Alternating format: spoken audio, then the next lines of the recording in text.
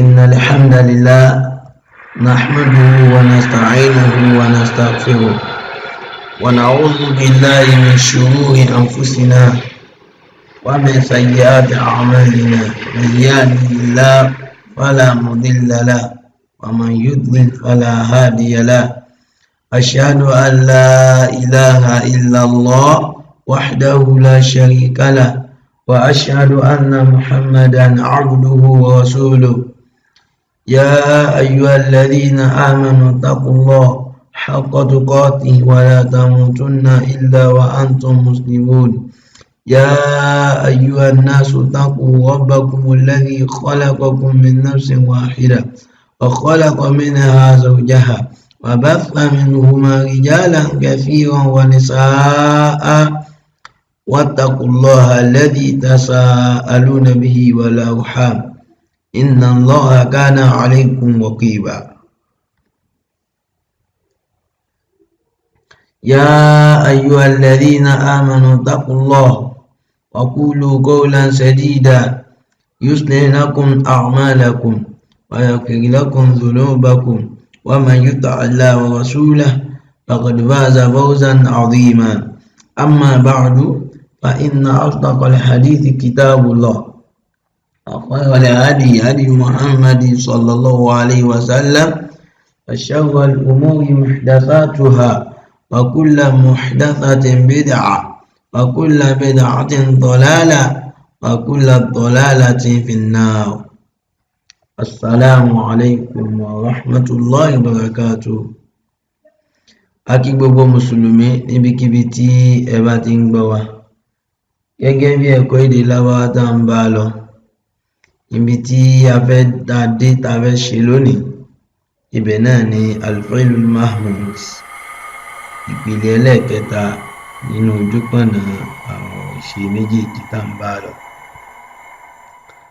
al-qismu thalithu min hujujil af'al ìpín ẹlẹ́ẹ̀kẹta nínú ojúpọ̀nà àwọn ọ̀rọ̀ ìṣe yìí huwa al-musamma bil-fi'lil mahmuz òní wọ́n ń pè ní fi'lul mahmuz huwa ma kana bó láti wá ma fi'lul mahmuz so bó láti ma huwa ma kana ahadu hurufi fi'lihi hamzatan ìkánú àwọn hurufu fi'lu ẹ̀ táwọn náà mọ̀ yẹn ìkánú rẹ̀ ó jẹ́ hamza wàmfílátùhù ma ta'ti àpèjúwe ló ń bọ̀ wáyé akala sa'ala bada'a ẹ̀ta bá wùyí síṣẹ́ ìpé ibi aláwọ̀kọ́ yẹn ó ní hamza ẹlẹ́ẹ̀kejì náà ó ní hamza ẹlẹ́ẹ̀kẹta náà ó ní hamza. So akala kí ni túmọ̀ ọkùnrin tó sì báyìí ó ti jẹ, sa'ala ọkùnrin kan tó sì báyìí ó ti béèrè, bada'a ọkùnrin kan tó sì báyìí ó ti bẹ̀rẹ̀ yẹn bẹ̀rẹ̀ nǹkan tó start, wa ma ashbaha dhalik àti bẹ́ẹ̀ bẹ́ẹ̀ lọ. Wa huwa ala thalathati aqsam wá pín sí ọ̀nà mẹ́ta. Omi kí bá ṣe kọ́ yẹn sí ẹ́ pé ó wà ń bẹ̀rẹ̀ ó wà láàrin ó wà ń gbẹ̀yìn, so ọ̀nà mẹ́ta tí ó pín sí nìyẹn. So a wà mú aláwọ̀ kan sí àwọn á ṣe gbogbo ẹ̀, so a mú ẹlẹ́ẹ̀kejì a mú ẹlẹ́ẹ̀kẹta inshallah. So al-qismul awwalu min al-fi'lil mahmuz ìpín aláwọ̀ kan nínú fi'lil mahmuz tá a sọ yìí huwa al-musamma bi fa'il mahmuz aw mahmuzil fa' òun ni wọ́n ń pè ní fa'ul mahmuz àbí ká ń pè ní mahmuzul fa'.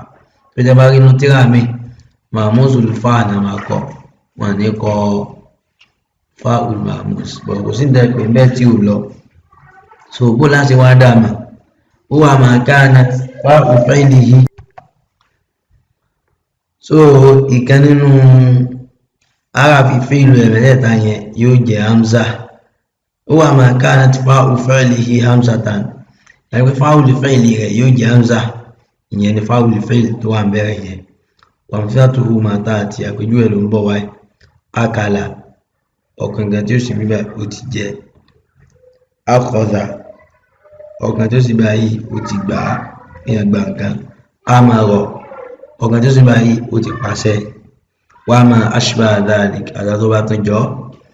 wa huwa maftuhul ayn fil madi ainul fi'li rẹ̀ gba fatiha ní madi wa madmumuha fil mudari tó bá wá dé mudari ainul fi'li yóò lọ gba doma wa huwa min babi fa'ala yaf'ulu. So nǹkan tán dáa ti sọ bí báyìí kò fi lè yé ò ní pé irú ní ìṣẹ̀yìn báyìí lápèjúwe ẹ̀ ń pé irú akọ̀dà ẹ̀ lápèjúwe ń sìn ẹ̀rí tó bá rí akọ́ta yẹn sìn ẹnu lè fi lè gba fatiha bọ̀tọ̀ bá dé mọ̀dọ́rí ẹnu lè fi lè yàn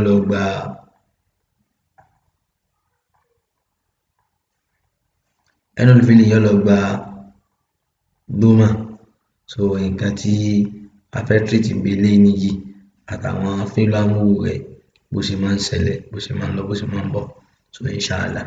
So nígbà tó yẹ bá sì ní àsìkò díẹ̀ báyìí bí a kásá yìí lọ ká lọ máa fáìlì máàdì díẹ̀ kọjú tó lọ so a lọ sí ojú pátákó báyìí láti lọ wọn inshallah.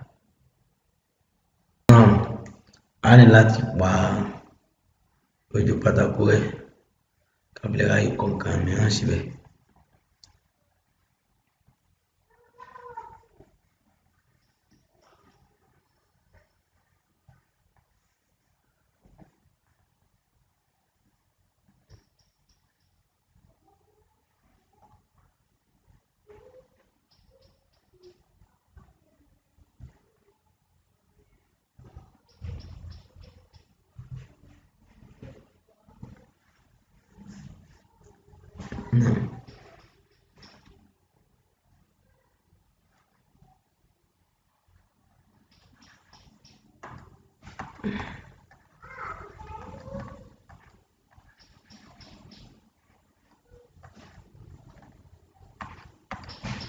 الفعل الماموس so nìyẹn so afẹ́mọ́ fáìlì mọ́dí ọkùnrin kan tí kò sí bíbá ìwà so ẹjá mú kan ní ara àwọn fíìlù tí a lò tí a fi ṣàpèjúwe rẹ̀ yẹn so pàápàá jùlọ tó ń bẹnu tíra wa náà dábàá mú ṣùgbọ́n gẹ́gẹ́ bó ṣe máa ń sọ tá a bá ti mú ẹyọ kan síta wọ́n ó ti jẹ́ bí kọ́kọ́rọ́ fún àwọn tó kù tí a mú wá ní àpèjúwe so káà náà ó máa mú wọn àwọn tó kù kò fi lè yé wa inshallah. Abẹ́mú fáìlì mọ́dí ọkùnrin kan tí kò sí nígbà ìwà lápèjúwe akàlà ọkàn tó sì ń báyìí ó ti jẹ́. Abẹ́mú fáìlì mọ́dí àwọn ọkùnrin méjì tí wọ́n sì bíbá ìwà iṣẹ́ méjì láti ṣe láwọ́ ká lọ mú fáìlì mọ́dí ọkùnrin tó sì ń bá ìwà tó náà ní akàlà àti mudé. Iṣẹ́ ẹlẹ́ẹ̀kejì á lọ sínú al-adawatu allati tasilu fi af'ali al-madiyya tó ń tọ́ka sí ènìyàn méjì ó náà ní alif yẹ tó máa iṣẹ́ ní fatiha alif tó bá ní bá ní ó fún fatiha náà alif tó lè bá fatiha á fi lẹ́bẹ̀ àbáyádà pọ̀ yóò di akàlà àwọn ọkùnrin méjì tó wọ́n sí nígbà yìí wọ́n ti jẹ́ lọ́dún ìsìn so bóyá bẹ́ẹ̀ nípa pé kí ni ó sẹ́yìn rídùn àti Muhammad ti jẹun lápèjúwe akàlà wọn ti jẹun so ti yẹ sí abẹ́ ọmọkùnrin nínú máa di àwọn ọkùnrin tó pọ̀ tí wọ́n sì bíbá ẹ̀ wá iṣẹ́ méjì láti ṣe aláwọ̀ kákọ̀ọ́ lọ́mọ fẹ́ ló máa di ọkùnrin tó sì bíbá ẹ̀ wá ó náà ní akàlà àti mudé. Ìṣẹ̀lẹ̀ kejì lọ sínú al-adawatu allati tazidu bil af'ali madiyya tó náà rájá àwọn ọkùnrin tó pọ̀ náà ní wọ́n alif wọ́n àlìfù yìí àti mudé ẹ̀wọ̀n tó máa ṣe ní dómà láàfù tó bá dé bá ní ó fún dómà náà dọ́ọ̀fù tó dé bá fàtíà agbọ̀dà náà fún dómà tàbá àdà pọ̀ yóò wà jù akàlù gbogbo fíìlù tí mo mú wáyé gbogbo ẹ̀ ló wà ní Kùránì tó ká náà lọ wò akàlù gbogbo ọkùnrin tán pọ̀ tí wọ́n sì nígbà yìí wọ́n ti jẹ́. Abẹ́mú fáìlì mọ́dí obìnrin kan tí ó sì ń bẹ̀rẹ̀ wá iṣẹ́ méjì láti aláwọ̀ kákọ̀ lọ́mọ fáìlì mọ́dí ọkùnrin kan tí ó sì ń bẹ̀rẹ̀ wá ó náà ní akàlà àti mudé. Ìṣẹ̀lẹ̀ kejì lọ sínú al-adawatu allati tazidu fil af'ali al-madiyya tó ń tọ́ka sí obìnrin kan ó náà ní ta àti múdé táàyè tó bá ṣe ní sùkún náà sì ni wọ́n gba sùkún fúnra rẹ̀ tó bá dà á pọ̀ yóò di akalat.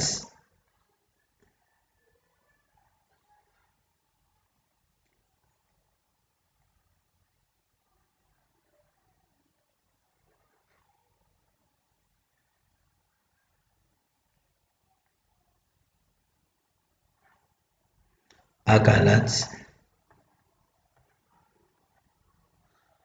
akalat. Abẹ́ mú fáìlì máa di àwọn obìnrin méjì tí wọ́n sì bí báyìí wá. Iṣẹ́ méjì láti. Iṣẹ́ alákọ̀ọ́kọ́, a lọ mú fáìlì máa di obìnrin kan tí ó sì bí báyìí wá. Ó náà ní akalat.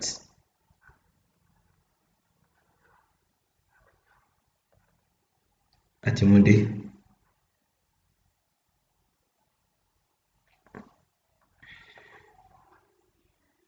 Iṣẹ́ méjì láti lára fáìlì máa di kótó ti fi lò tọ́ iṣẹ́ ẹlẹ́ẹ̀kejì, a lọ sínú al-adawat allati tazidu fil af'al al-madiyya tó ń tọ́ka sí ènìyàn méjì. Ó náà ní alif.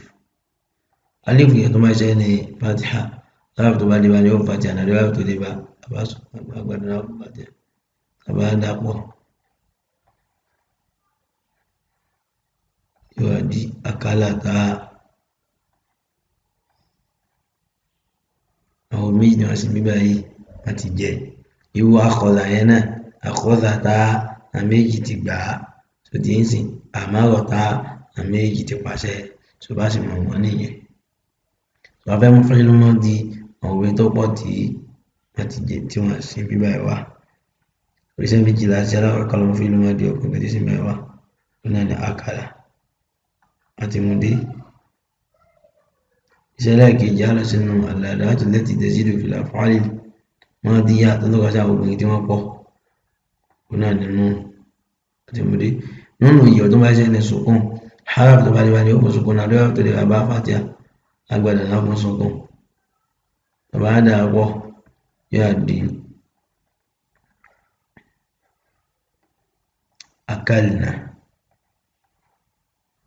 Akalna. Àwọn obìnrin tí wọ́n pọ̀ tí wọ́n sì ń báyìí wọ́n ti jẹ. So inshallah ẹ jẹ́ ká dá dúró ní ibi báyìí. Tó bá tún di ilé ẹ̀kọ́ mìíràn, a tún máa bá a lọ láti ibi tí ó kù àwọn ọkùnrin tó pọ̀ tí àwọn tó pọ̀ tá a dojú kọ. Ọkùnrin kan, ọkùnrin méjì, àwọn tó pọ̀ inshallah. Subhanaka Allahumma bihamdik ashhadu an la ilaha illa ant astaghfiruka wa atubu ilayk. Assalamu alaikum wa rahmatullahi wa barakatuh.